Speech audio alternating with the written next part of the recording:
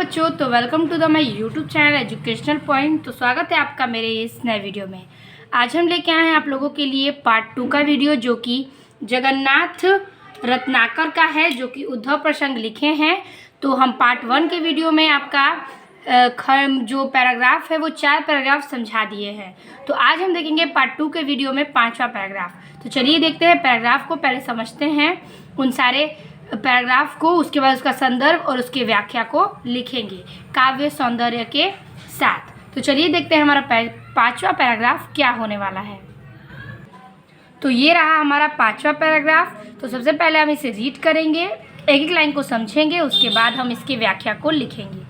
तो कह रहा है कि चिंतामणि मंजुल पवारी धूर धारणी में, ठीक है। चिंतामणि मंजुल यानी कि जब उद्धव उन्हें क्या करते हैं कि निराकार ब्रह्मा की उपासना के लिए कहते हैं, ठीक है, तब वे उनसे कहती हैं, जो गोपियां हैं उनसे कहती हैं कि हमें सुंदर चिंतामणि यानी कि चिंतामणि यानी कि हमें सुंदर चिंतामणि के मंजुल पवारी धूर धारणी में यानी कि धूल की धाराओं में फेंक कर।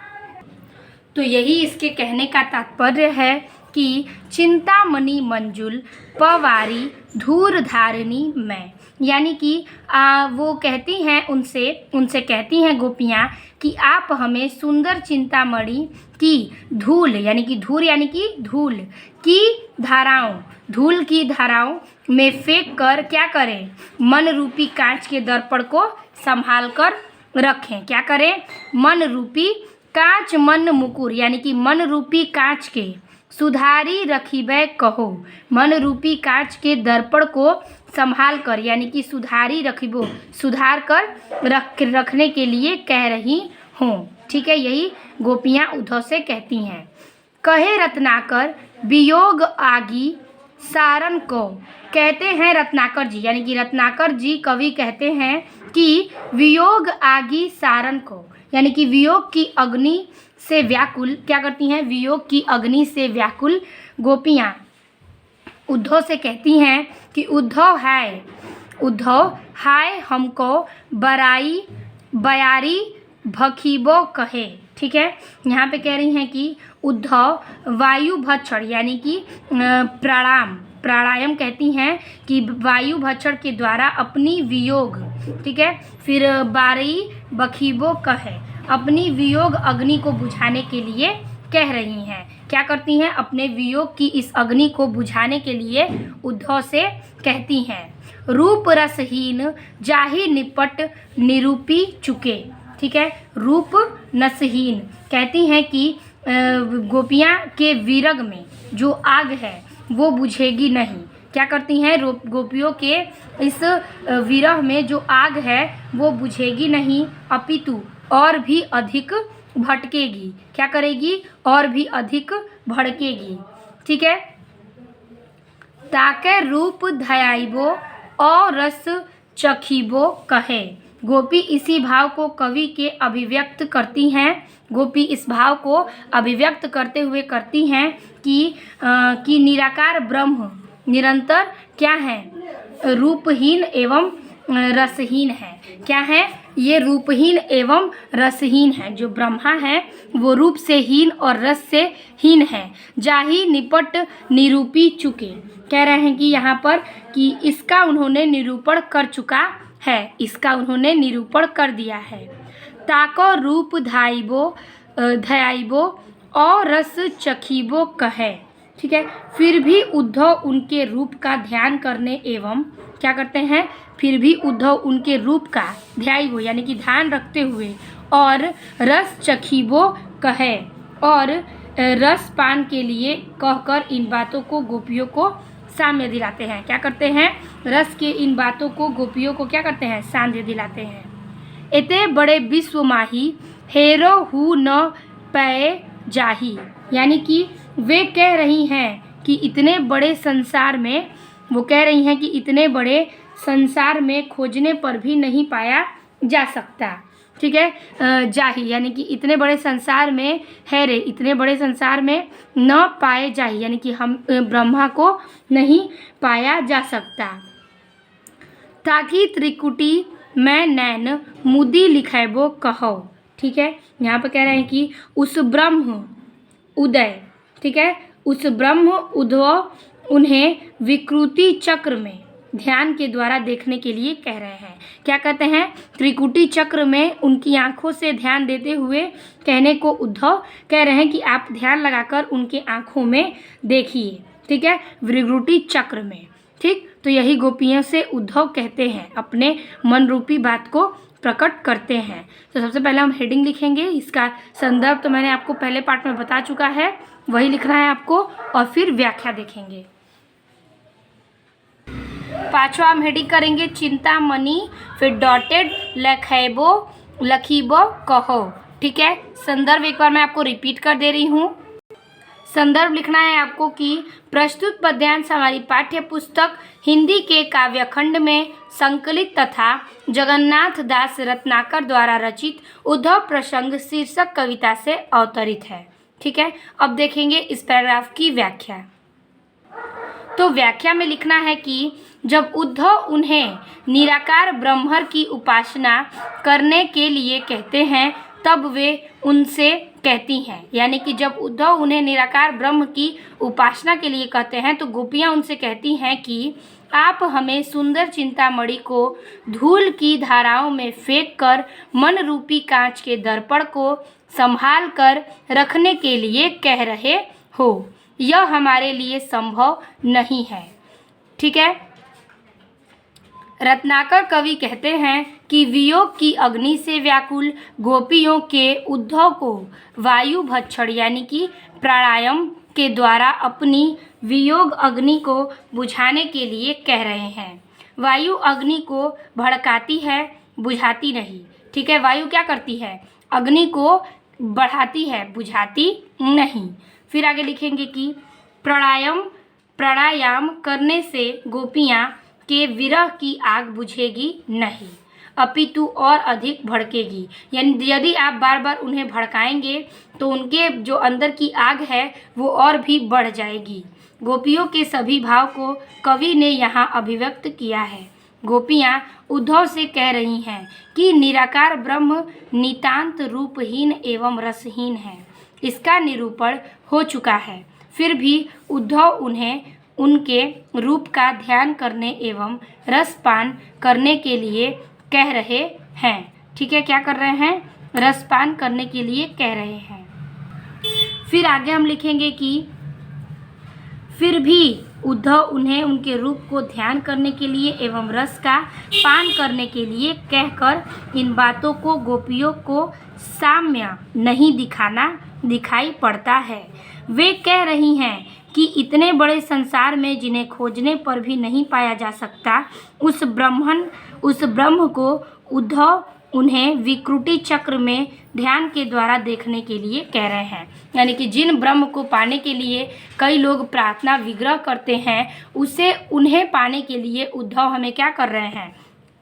विकृति चक्र को ध्यान लगाने के लिए कह रहे हैं। तो इस प्रकार से ये पैराग्राफ का व्याख्या हो गया। अब देख लेते हैं इसका काव्य सौंदर्य। तो काव्य सौंदर्य में लिखेंगे भाषा जो कि है ब्रज, छंद है मनहरण सवैया, रस है श्रृंगार, शैली है मुक्तक की और अलंकार है श्लेष रूपक। तो ये हो गया आपका काव्य सौंदर्य। अब देखेंगे हम पैराग्राफ 6। तो इस प्रकार से ये है हमारा 6वां पैराग्राफ, आए हो से लेकर बसावे ना। ठीक है, तो हम एक लाइन को देखते हैं। कह रहा है कि आए हो सिखावन कै जोग मथुरा तय तौपे, यानी कि गोपियाँ कहती हैं उद्धव से कि आप आए हैं, यानी कि आए हो कि हे उद्धव आप आए हैं सिखावन हमें सिखाने, कौ जोग मथुरा तय तौपे। ठीक है, आप आए हैं हमें मथुरा से आप आए हैं हमें सिखाने, विद्या सिखाने के लिए। ठीक है, आप आए हो मथुरा से हमें विद्या सिखाने के लिए।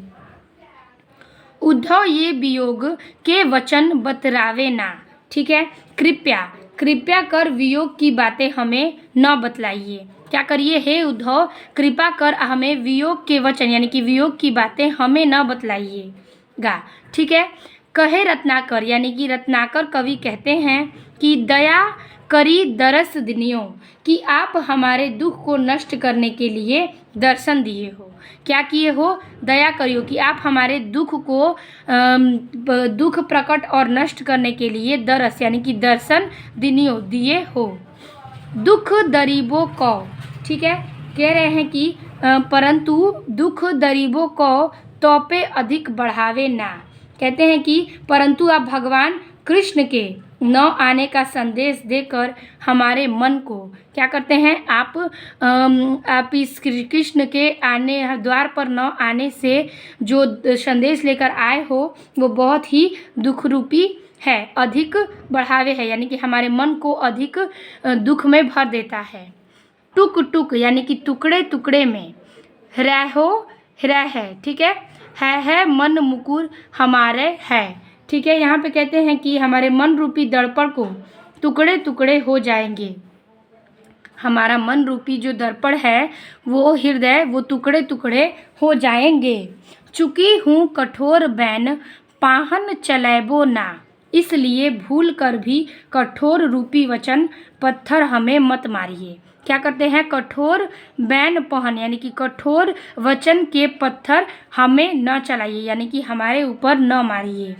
एक मन मोहन तो बसीके उजरियो मोहे, ठीक है, उजारियो मोही, यानी कि जब हमारे एक मन था तो केवल एक कृष्ण हमारे मन में बस गए थे। क्या थे? जब हमारा एक मनमोहन यानी कि एक कृष्ण थे तो हमारा मन भी एक था और वह उसी मन में बस गए थे। ही मैं अनेक मनमोहन बसावे ना, ठीक है। यहाँ पे कहते हैं कि और जब हमारे अनेक मन हो जाएंगे तो जो हमारे अनेक मन हो जाएंगे तो श्री कृष्ण जो हैं वो ज़्यादा दुख देंगे, इसलिए आप हमें वाणी रूपी कठोर पत्थर मत फेंको। यानी कि जब हमारा एक मन था तो मनमोहन हमारे एक मन में ही बसे हुए थे, परंतु जब हमारा अनेक मन हो जाएंगे तो अनेक मन में श्री कृष्ण बस जाएंगे, इसलिए आप इस वचन के पत्थर हमारे ऊपर न मारिए। तो ये गोपियाँ उद्धव से कहती हैं। तो इस प्रकार से इसका अर्थ था। चलिए इसके पैराग्राफ को हम संदर्भ व्याख्या में देख लेते हैं। तो 6 नंबर हेडिंग कर लेंगे, आए हो ... बसावे ना। संदर्भ पूर्वरत रहेगा। व्याख्या में लिखेंगे कि गोपियाँ उद्धव से कहती हैं कि हे उद्धव, आप मथुरा से हमें योग विद्या सिखाने के लिए आए हो, कृपया वियोग की बातें हमें मत बतलाइए। रत्नाकर कहते हैं कि आप हमारे दुख को नष्ट करने के लिए दर्शन दिए हो, ठीक है, परंतु आप भगवान कृष्ण के न आने का संदेश देकर हमारे मन रूपी दर्पण के टुकड़े टुकड़े हो गए हैं, ठीक है, या हो जाएंगे, इसलिए भूल कर भी कठोर वचन रूपी पत्थर हम पर मत मारिए। फिर आगे लिखेंगे कि जब हमारा एक मन था तो केवल कृष्ण हमारे मन में बस गए थे, जो हमें उजाड़ दिया, ठीक है, और जब अनेक मन हो जाएगा तो मेरे अनेक मन में कृष्ण बस जाएंगे। तो जब अनेक मन होगा तो श्री कृष्ण अनेक मन में बस जाएंगे, जो हमें और ज़्यादा दुख देगा, इसलिए आप हम पर वाड़ी रूपी कठोर पत्थर मत फेंको, ठीक है। ये हो गया इसका व्याख्या।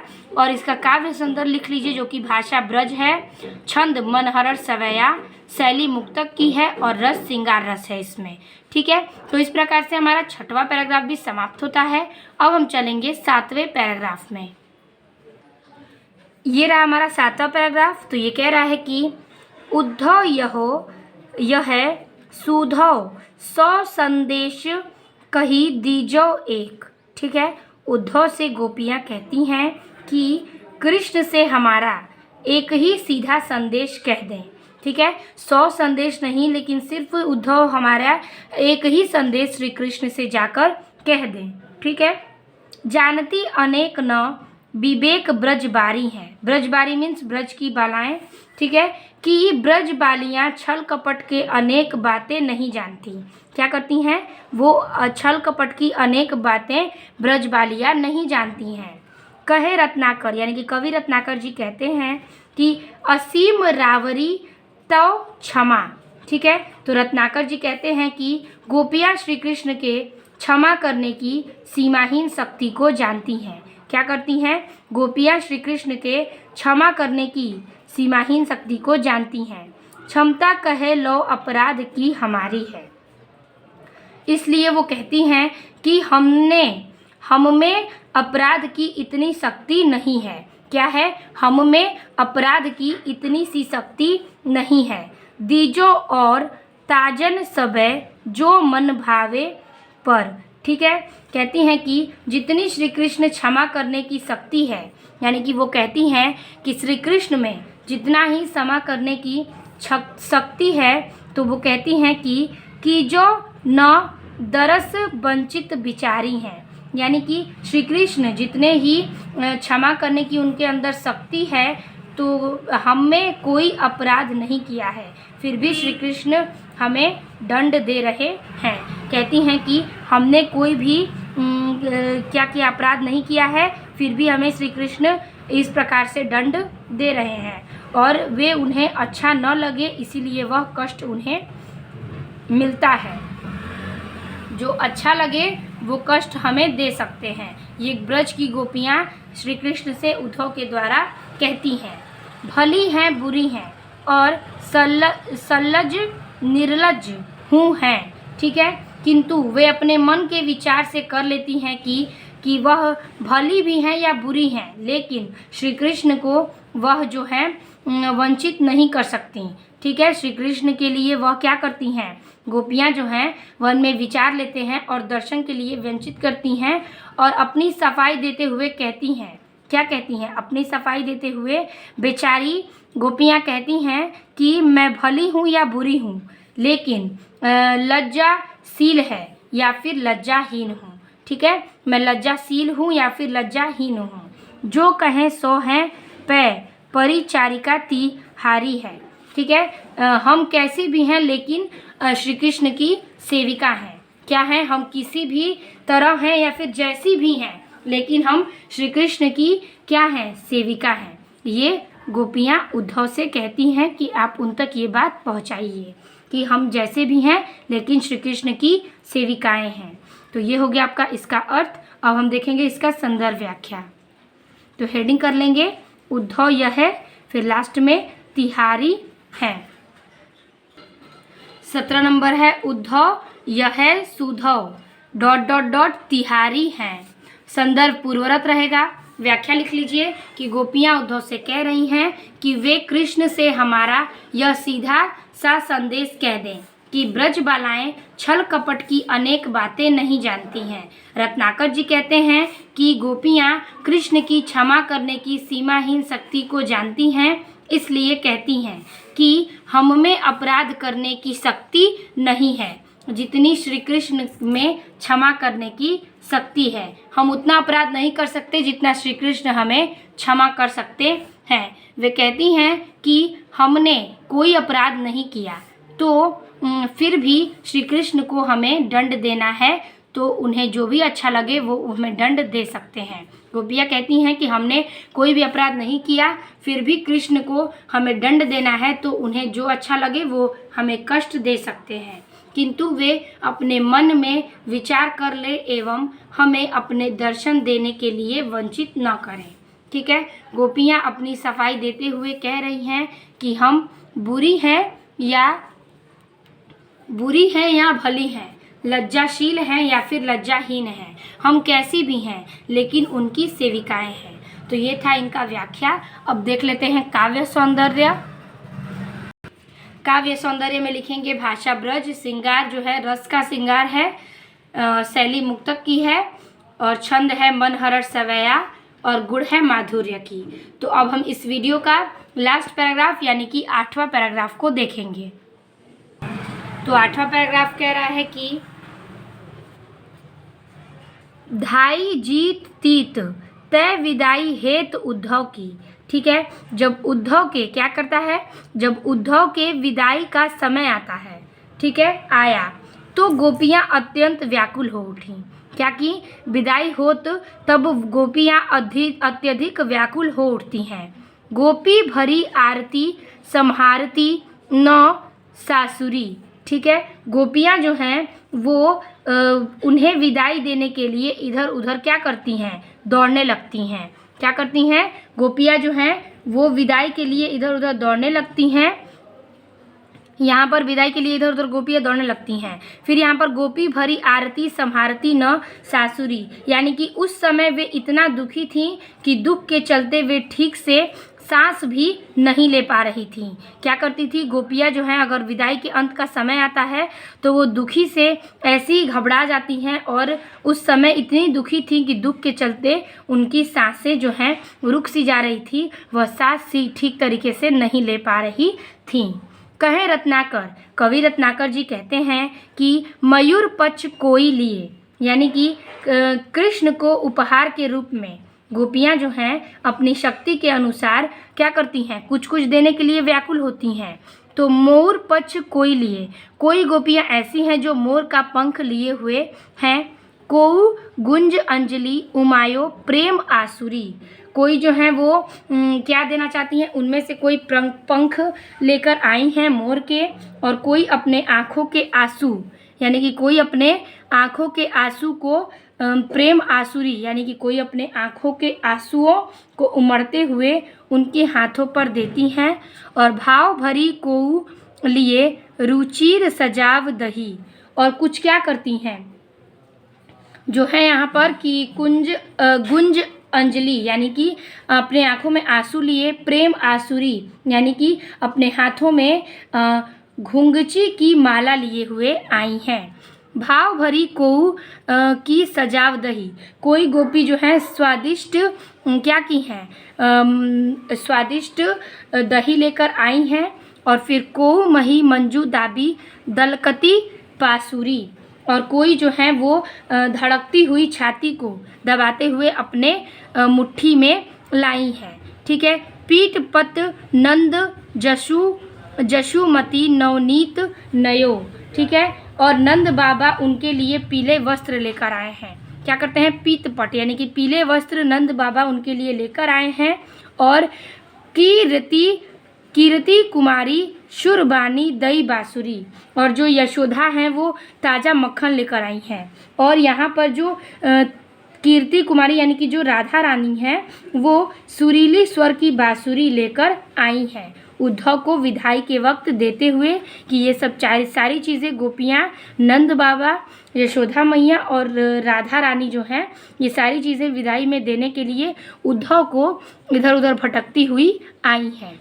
तो जिस प्रकार से मैंने आपको एक एक के अर्थ बताए हैं उसी प्रकार से सेम इसका अर्थ आपको लिखना है व्याख्या में। तो चलिए देखते हैं इसका संदर्भ और व्याख्या। तो हेडिंग करेंगे धाई जीत तीत डॉटेड दई बांसुरी, संदर्भ पूर्वरत रहेगा। व्याख्या में लिखेंगे कि जब उद्धव के विदाई का समय आया तो गोपियाँ अत्यंत व्याकुल हो उठीं। उन्हें विदाई देने के लिए वे इधर उधर दौड़ने लगी। उस समय वे इतना दुखी थी कि दुख के चलते वे ठीक से सांस भी नहीं ले पा रही थी। रत्नाकर कवि कहते हैं कि कृष्ण को उपहार के रूप में गोपियाँ अपनी शक्ति के अनुसार कुछ न कुछ देने चाहती हैं। उसमें से कोई मोर के पंख लेकर आई तो कोई अपने आँखों के आंसू